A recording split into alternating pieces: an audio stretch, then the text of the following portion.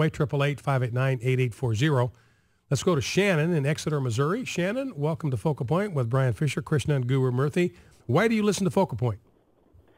Hey, guys. Krishnan, welcome to the United States. It's a great country, and we're honored to have you here. That's very kind. Thank you very much. So why do you listen to talk radio?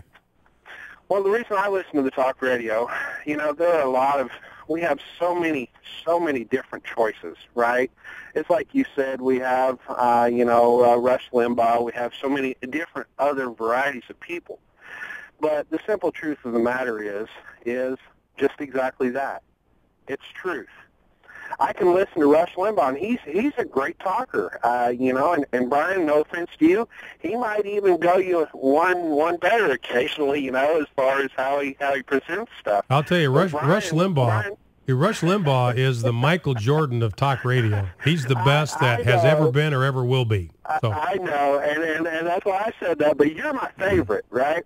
And the reason you are my favorite, Brian, okay, is because you speak the truth. You represent the heart of America. The people that listen to this radio station, we are the heart that keeps America beating. And that's why I listen. But Shannon, how do you know it's the truth? How do you know when Brian tells you something that he hasn't told you a version of it, or that it's in the proper context?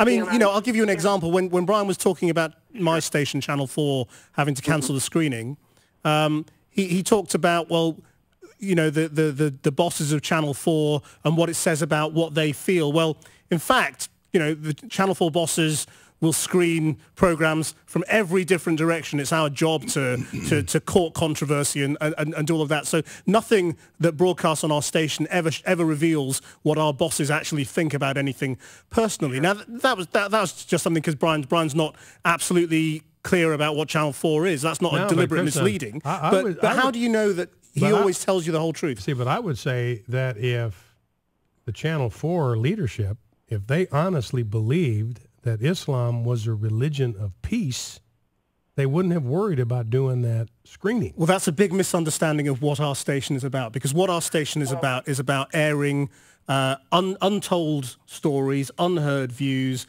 controversial standpoints, and journalism that doesn't get a viewpoint. Yeah, but they specifically said all it over the was place, because... and they don't take a view one way or another on what anything on the validity of something or whether people are right. I understand that, but they specifically canceled that screening for security reasons. Well, I've been in America while this happened, so I'm not sure exactly of the details of what happened with this particular screening. But the program itself was aired. It was broadcast across Channel 4, and I think a private screening was cancelled, and I'm not sure of the reasons for that. But anyway, Shannon, let's get back to Krishnan's question to you. Why do you trust me and believe what I say?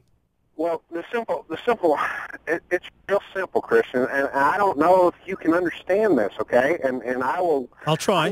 I'm not very intelligent myself, but I'll just try to keep it real simple. When you, as you put it, when you say we come at it from a biased point of view, okay, and we say nothing, we just give the facts. When you are saying nothing, you are in reality saying something, okay? And that's the truth of the matter. You cannot be biased. When you talk about something, you either have one point of view or you have another point of view. And the reason I listen to Brian is because he doesn't beat around the bush. He says, hey, I'm coming at this from a Christian viewpoint, and this is exactly what I'm doing. Now, if I listen to CNN, CBS, ABC, MSNBC, if I listen to them, you know what they tell me?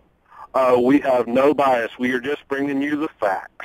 But you know what? They're not bringing us the facts. They're bringing us a biased point of view, and they are trying to sneak it in and persuade me and not be honest and up front. If Brian's trying to persuade me, he says it right up front, and then he allows me, and I choose as an American to base my decisions, what I feel, based upon what are the facts. I don't just listen to what Brian says. I get on my dadgum smartphone, and I pull it up on Google. I look it up on other things. I go to FRC. So you check his facts? Yes, I check his facts. I don't just take what he says for gospel, because you know what? Brian would be the first to admit there's times that he's wrong. Well, Now, I was telling Shannon, I don't know if you remember, I was telling Krishnan on the break that there's been one time I've had to issue a retraction you remember that pink slime story that issued where the media was out there saying that they're serving pink slime to kids and it was the fat residue of beef. And then I found out they had a new process now. That's 90 to 90% prime lean beef. It's not pink slime at all. So it's just big, complete manufacture. So when I realized that I'd made a mistake there, I actually got somebody on from the Beef Producers of America to explain the whole process and set the record straight. Well, listen, Shannon, thank you for the call. I appreciate that. Let's grab a couple more calls. Let's go to Kay in Chester, Virginia. Kay, you're on Focal Point with Brian Fisher and my special guest, Krishnan. Why do you listen? Oh, yes. I'm so happy to say this. I am so happy about the many wonderful God things that you're talking about. Everyone is talking about. My husband's gone to heaven, but he was a Baptist theologian, all the degrees and a professor, and so he taught me many things. And so it relates to God's Word.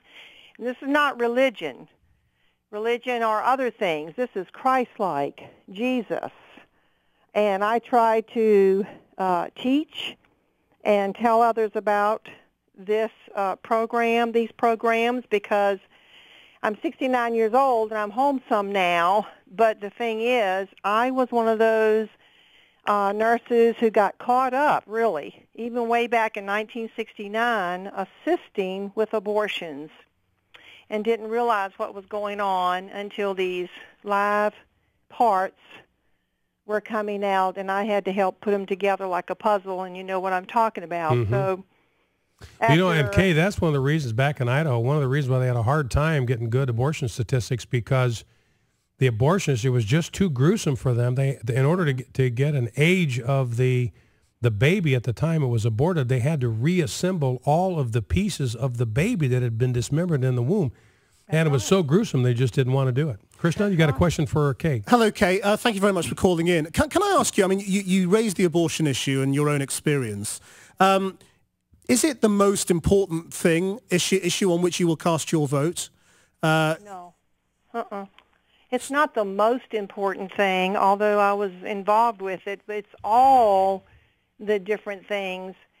Even back when Clinton said, of course, he was for abortion, and some different things that he was supposed to be a Christian, and some different things that he came out and said. Now, when this president says he's a Christian, but God says not only just abortion is killing, but the gay man does not, it's in Deuteronomy, Romans, different places.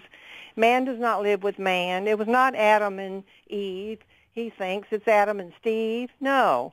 But if it's not the most important thing, then what is?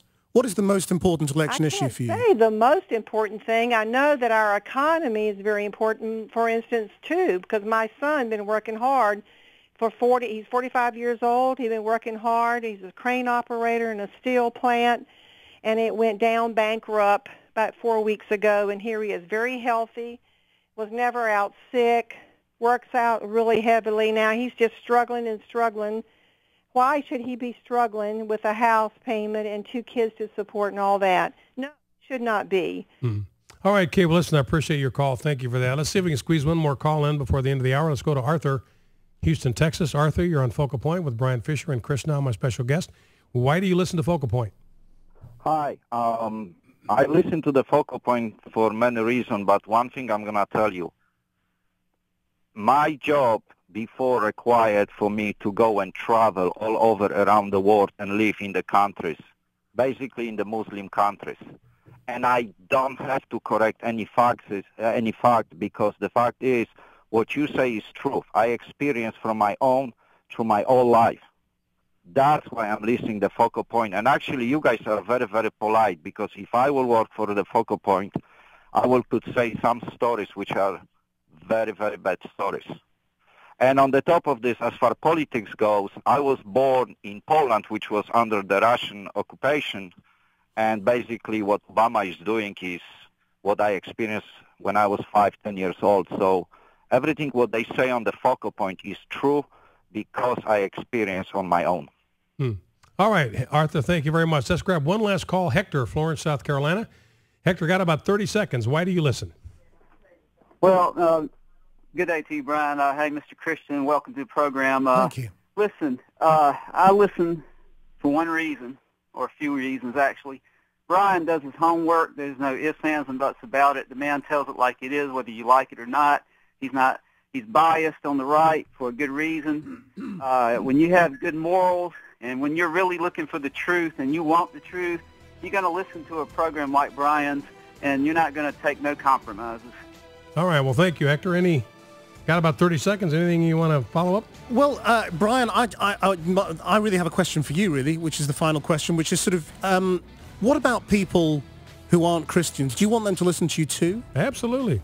In fact, Do you think they would, given what you say? Yeah, my favorite calls are the adversarial calls. When I get callers that call in and challenge my view on homosexuality or Islam, those are the favorite calls that I get. I love the dialogue, so I'd like their tribe to increase. Well, Krishnan, I want to thank you for taking time to sit in studio with me, and God's best to you. It was a pleasure to meet you. It's very kind of you to have us on, Brian. Thank you very much. Great. Well, let me send you to the rest of your day with this blessing from Romans 15. May the God of hope fill you with all joy and peace as you trust in him, so that you may overflow with hope by the power of the Holy Spirit. The views and opinions expressed in this broadcast do not necessarily reflect those of American Family Association or American Family Radio. American Family Radio, AFR Talk. AFR Share-a-thon, hello. Hold on for a second. AFR Share-a-thon.